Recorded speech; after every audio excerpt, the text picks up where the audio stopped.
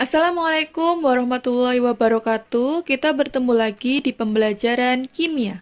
Hari ini kita masih melanjutkan pembelajaran kita minggu lalu ya, yaitu mengenai stoikiometri atau perhitungan kimia. Khusus hari ini kita akan berfokus pada 3 bahasan, yaitu konsep mol, rumus empiris dan rumus molekul, serta senyawa hidrat. Jadi tujuan pembelajaran kita hari ini adalah: 1. Menghitung massa molekul relatif atau MR. Yang kedua, menerapkan konsep mol dalam perhitungan kimia. Yang ketiga, menentukan rumus empiris dan rumus molekul. Dan yang keempat, menentukan rumus senyawa hidrat. Bagaimana? Sudah siap? Yuk kita mulai. Perhatikan beberapa peristiwa sehari-hari berikut. Kalau kita beli gula, pasti ditanyakan, mau gula yang berapa kilo? Sekilo, 2 kilo, setengah? Nah, kilogram. Kilogram ini adalah satuan dari massa, betul. Begitupun saat kita beli minyak, pasti ditanya, butuh berapa liter, Neng? 1 apa 2 nih, gitu kan? Nah, liter. Liter itu satuan dari apa? Iya, benar. Satuan dari volume. Nah, jadi biasanya untuk mempermudah pengukuran itu kita menggunakan beberapa satuan. Seperti misalkan kilogram untuk massa, liter untuk volume. Begitupun juga dengan satuan-satuan konvensional. Seperti misalnya lusin. Nah, satu lusin ada 12 buah, benar. Rim, kalau kertas itu satu rim ada 500 lembar. Jadi ada satuan-satuan untuk mempermudah perhitungan. Sekarang, kalau yang ditanya jumlah atom atau molekul, gimana dong? Misalnya kita ditanya nih, berapa jumlah molekul H2O dalam satu gelas air? Berapa jumlah atom H-nya? Berapa jumlah atom O-nya? Nah, bingung kan kita menghitungnya? Padahal atom dan molekul itu kan sangat kecil sekali. Dalam satu gelas air udah pasti berjuta-juta atom H dan O. Nah, kalau misalkan kita disuruh menghitung, misalkan satu gelas air ditambah 2 gelas air, berapa jumlah molekulnya? Masa kita mau menghitung berjuta-juta H ditambah berjuta-juta O? Walah, kita bisa bingung itu nanti. Nah, berarti kita membutuhkan satuan di sini. Untuk merangkum yang banyak berjuta-juta itu, kita butuh satuan baru mengenai jumlah zat. Nah, satuan internasional dari jumlah zat disebut dengan mol. Jadi, apa itu mol? 1 mol didefinisikan sebagai banyaknya zat yang sama dengan jumlah partikel dari 12 gram atom karbon C12. Jadi, menurut penelitian, 1 mol itu sekitar 6,02 kali 10 pangkat 23 partikel. Jadi sebanyak itu. Sekarang kita tidak perlu menyebut berjuta-juta lagi. Kita bisa menggunakan mol, di mana 1 mol itu sudah mewakili 6,02 kali 10 pangkat 23 partikel. Nah, partikel di sini bisa atom, bisa ion, bisa molekul. Angka 6,02 kali 10 pangkat 23 ini disebut sebagai bilangan Avogadro. Biasanya di buku disimbolkan dengan N besar atau L besar. Jadi dari sini sekarang kita tahu bahwa dalam 1 mol air atau H2O terdapat 6,02 kali 10 pangkat 23 molekul H2O. Kalau 2 mol H2O ya berarti 2 dikali 6,02 kali 10 pangkat 23. Sehingga 2 mol H2O itu sama dengan 12,04 kali 10 pangkat 23 molekul. Begitupun kalau 3 molekul H2O, tinggal dikali 3 dan seterusnya. Jadi, untuk menentukan jumlah partikel, kita cukup mengalihkan jumlah molnya dikali dengan bilangan Avogadro, yaitu 6,02 kali 10 pangkat 23. Selanjutnya, sekarang kita akan membahas mengenai beberapa istilah terkait dengan mol. Yang pertama ada massa atom relatif atau AR. AR pernah kita bahas di semester 1 ya, pada saat kita membahas notasi unsur. Jadi yang disebut dengan massa atom relatif atau AR itu dirumuskan sebagai massa rata-rata satu atom X dibagi 1/12 kali massa satu atom C12. Nah, massa atom relatif atau AR ini jika dalam notasi unsur kita akan menemukannya di sini. Nah, angka yang atas ini atau angka yang besar ini adalah AR. Jadi AR dan nomor massa itu besarnya sama. Jadi kalau kita ingin tahu AR-nya Na berapa, tinggal kita lihat di SPU. Angka yang besarnya berapa? Nah, itu AR atau nomor massa, yaitu sebesar 23 kalau untuk Na. Kemudian istilah yang kedua ada massa molekul relatif atau MR.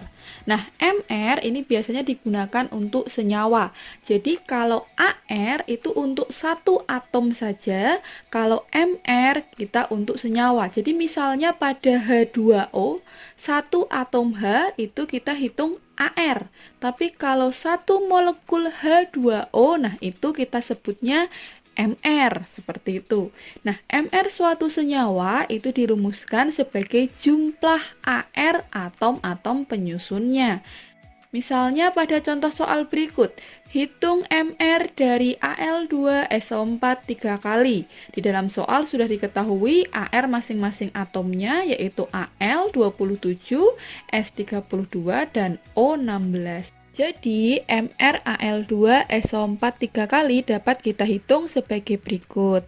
Sebelumnya, yang perlu kalian ingat bahwa angka-angka ini, angka 2, 4, 3 ini hanya berlaku untuk atom yang ada di depannya saja. Jadi, misalkan di sini 2 ini berarti hanya miliknya Al. Kemudian 4 di sini berarti hanya miliknya O, jadi bukan miliknya S. Jadi di sini O-nya ada 4, tapi S-nya cuman 1 karena 4 ini hanya miliknya O. Beda lagi kalau di dalam kurung seperti ini. Nah, 3 ini berarti miliknya S, juga miliknya O, seperti itu. Sehingga MrAl2SO4 3 kali dapat kita hitung sebagai, di sini Al-nya tadi 2 ya, berarti 2 dikali AR-nya Al, ditambah S-nya tadi jumlahnya 3, berarti 3 dikali AR-nya S, ditambah lagi O-nya ada 4, sama 3, berarti 4 dikali 3 dikali AR-nya O, seperti ini. Nah, AR ini kita ganti angka yang sudah diketahui di dalam soal. Berarti AR-nya Al tadi 27, S tadi 32, dan O tadi 16. Sehingga 2 kali 27 ditambah 3 kali 32 ditambah 12 kali 16 sama dengan 54 tambah 96 tambah 192. Sama dengan 342. Oh, berarti MR dari aluminium sulfat atau Al2SO4 3 kali itu sebesar 342. Mudah ya cara menghitung MR, bisa nanti kalian praktikkan sendiri. Istilah selanjutnya ada massa molar dan volume molar. Massa molar atau mm itu sama dengan massa untuk 1 mol zat. Nah, massa 1 mol zat itu sebesar AR atau MR-nya. Jadi misalkan massa molar 1 mol atom besi itu 56 gram karena ArFe 56. Jadi 1 mol ya 56. Begitu. Massa molar 1 mol air itu 18 gram karena MR air itu 18 sehingga 1 mol air ya 18 gram. Nah, ini kita sebut massa molar, massa untuk 1 mol zat. Kemudian volume molar atau volume untuk 1 mol zat dalam wujud gas.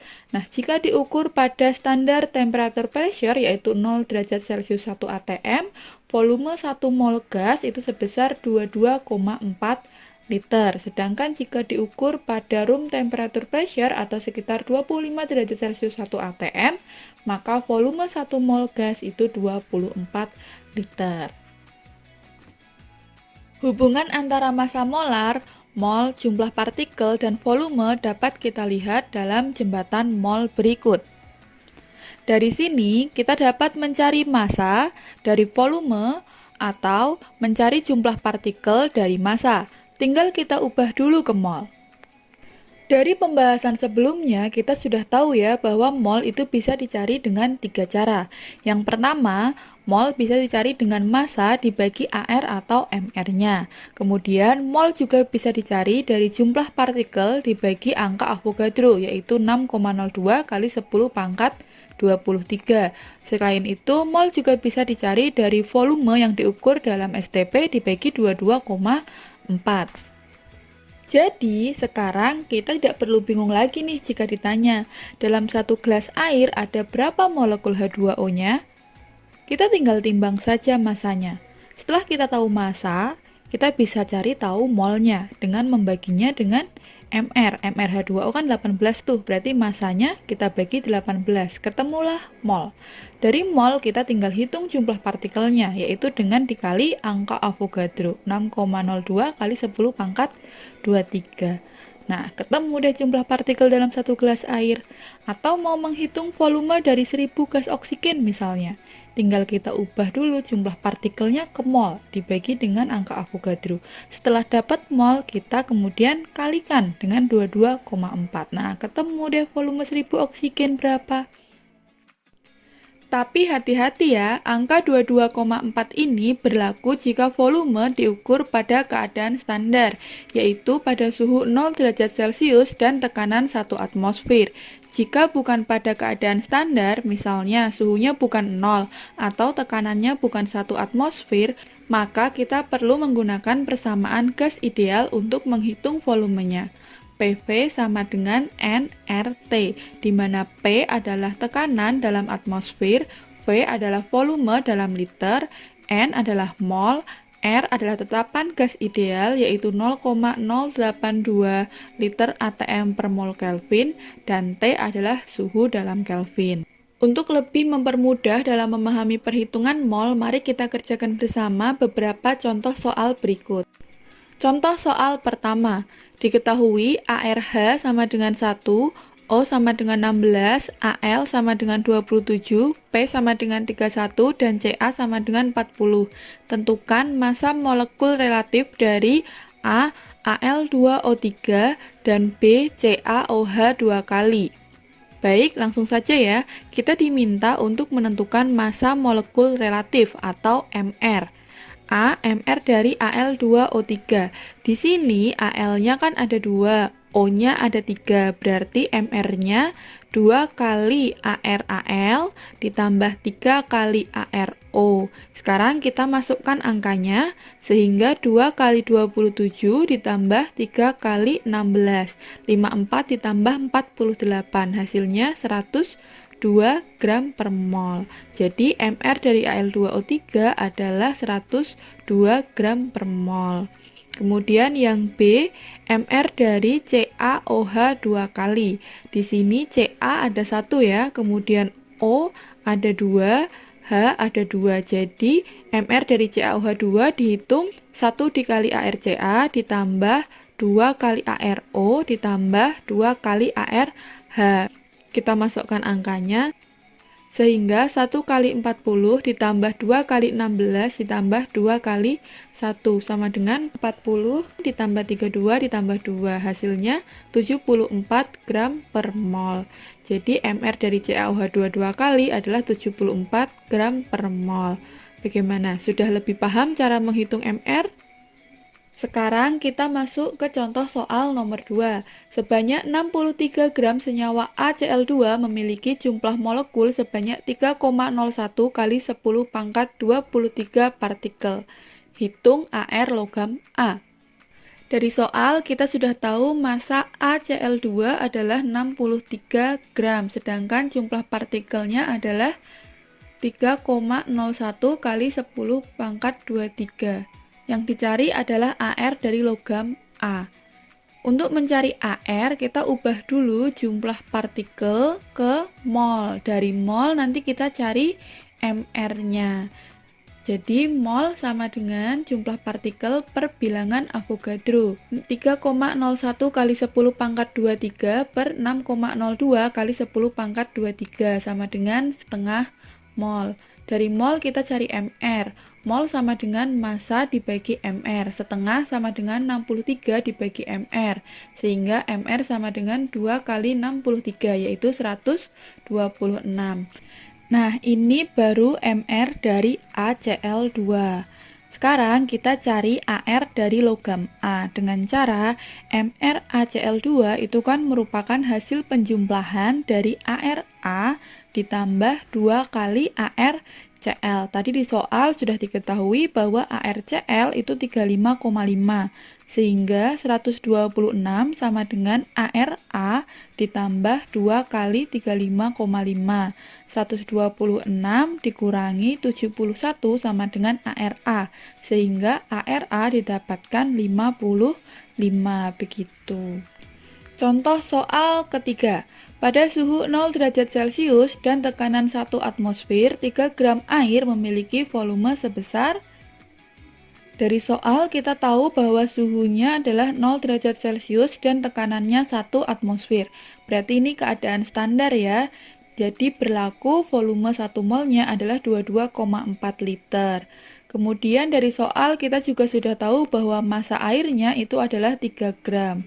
Selain itu juga sudah ada data AR di mana ARH itu 1 dan O itu 16. Dari data AR ini kita bisa menghitung MR dari H2O, yaitu 2 kali ARH ditambah 1 kali ARO, berarti 2 kali 1 ditambah 16. Hasilnya MR-nya adalah 18. Kemudian yang ditanyakan adalah volume. Volume airnya berapa pada keadaan standar. Jadi kita tahu massa dicari volume. Nah, dari massa kita ubah dulu ke mol, baru kita hitung volumenya.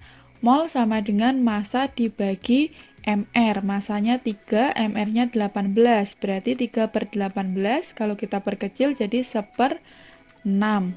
Mol sama dengan volume dibagi 22,4. Berarti kan kalau nyari volume, mol dikali 22,4. Molnya tadi 1/6. 1/6 dikali 22,4 sama dengan 3,73 liter. Contoh soal keempat. Jumlah atom O dalam 11,2 liter yang diukur pada keadaan standar dari gas karbon dioksida adalah. Dari soal kita tahu ya bahwa volume karbon dioksida atau CO2 adalah 11,2 liter yang diukur pada keadaan standar atau STP. Yang ditanyakan adalah jumlah atom O-nya. Nah, berarti kita ubah dulu ini dari volume ke jumlah partikel. Volumenya kita ubah dulu jadi mol, di mana mol sama dengan volume dibagi 22,4. Berarti di sini 11,2 dibagi 22,4 setengah mol. Nah, dari mol kita ubah ke jumlah partikel. Mol sama dengan jumlah partikel dibagi bilangan Avogadro, yaitu 6,02 kali 10 pangkat 23. Sehingga jumlah partikel itu kan sama dengan mol dikali 6,02 kali 10 pangkat 23. Tadi molnya itu kan setengah. Berarti setengah dikali 6,02 kali 10 pangkat 23 ada 3,01 kali 10 pangkat 23 molekul. Tapi ini belum selesai. Di sini masih molekul dari CO2-nya. Sedangkan yang kita cari adalah jumlah atom dari O-nya. Nah, di sini jumlah atom O dalam CO2 ada 2, berarti jumlah atom O-nya 2 dikali jumlah partikel CO2, 2 dikali 3,01, 10 pangkat 23. Sehingga hasilnya 6,02 kali 10 pangkat 23 atom. Sekarang kita masuk ke contoh soal nomor 5. Pada suhu 127 derajat Celcius dan tekanan 380 mm Hg, 0,5 mol gas NO2 memiliki volume sebesar. Dari soal, kita tahu bahwa suhu dan tekanannya tidak standar ya ini. bukan 0 derajat dan bukan 1 atm. Jadi ini bukan STP, tidak berlaku mol sama dengan 22,4 liter.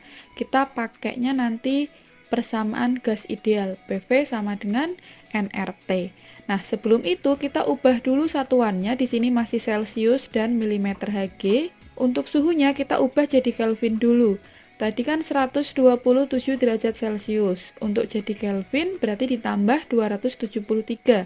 127 ditambah 273 berarti ada 400 Kelvin. Kemudian tekanannya juga belum standar. Tadi 380 mm Hg. 1 atmosfer itu ada 760 mm Hg. Jadi P-nya sama dengan 380 dibagi 760, sehingga hasilnya 0,5 atmosfer. Kemudian dari soal kita juga tahu molnya adalah 0,5 mol. Nah, sekarang kita baru bisa menghitung volume gas NO2-nya dengan persamaan PV sama dengan N kali R kali T. P-nya tadi 0,5, V-nya ditanya, N-nya 0,5, R-nya 0,082. Ini angka tetapan gas ideal ya, jadi selalu tetap. 0,082. Kemudian dikali suhunya tadi adalah 400 Kelvin, sehingga volumenya 0,5 ini kita bisa coret. Jadi tinggal 0,082 kali 400. Volumenya adalah 32,8 liter. Baik, jadi begitulah beberapa contoh soal dari perhitungan mol. Masih berhubungan dengan mol, sekarang kita masuk ke tujuan pembelajaran kita yang kedua, yaitu menentukan rumus empiris dan rumus molekul. Nah, misalnya pada glukosa, rumus molekulnya itu kan C6H12O6. Sedangkan rumus empiris itu perbandingan sederhananya. Jadi kan di sini 6, 12, 6. Ini kan sama aja dengan 1 banding 2 banding 1. Sehingga rumus empirisnya adalah C1H2O1 atau CH2O. Jadi, yang dimaksud rumus molekul yaitu jumlah sebenarnya atom-atom dalam satu molekul. Sedangkan rumus empiris itu perbandingan sederhananya dari atom-atom dalam satu molekul. Perbandingan sederhana ini nanti kita dapat dari perbandingan molnya. Sehingga rumus molekul itu dicari dari rumus empiris dikalikan N. Dan berlaku MR rumus molekul itu sama dengan MR rumus empiris dikalikan N, dengan N adalah kelipatannya. Kita langsung masuk ke contoh soal saja ya, supaya lebih paham. Suatu senyawa hidrokarbon tersusun atas unsur C, H, dan O. Di dalam 90 gram senyawa tersebut terdapat 8,2 gram atom H dan 49,1 gram atom C.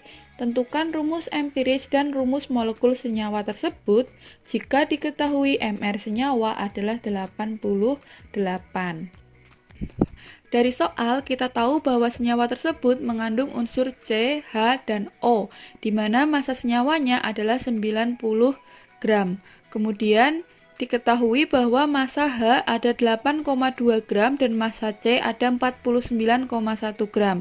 Dari data ini kita bisa menghitung massa O, di mana O sama dengan 90 dikurangi 8,2 ditambah 49,1 tadi, sehingga hasilnya 32,7 gram. Yang ditanyakan adalah rumus empiris dan rumus molekul dari senyawa tersebut. Langkah pertama, kita mencari rumus empiris terlebih dahulu. Rumus empiris itu merupakan perbandingan mol tiap unsur-unsurnya. Jadi, tadi kan unsurnya ada C, H, dan O. Massa C, H, dan O sudah kita tahu bahwa C-nya itu 49,1, H 8,2, dan O sudah kita hitung yang hasilnya 32,7 gram. Nah, dari massa ini kita cari molnya. Mol itu kan massa dibagi AR. Data AR juga sudah ada di dalam soal. Sehingga mol C sama dengan 49,1 dibagi ARC 12.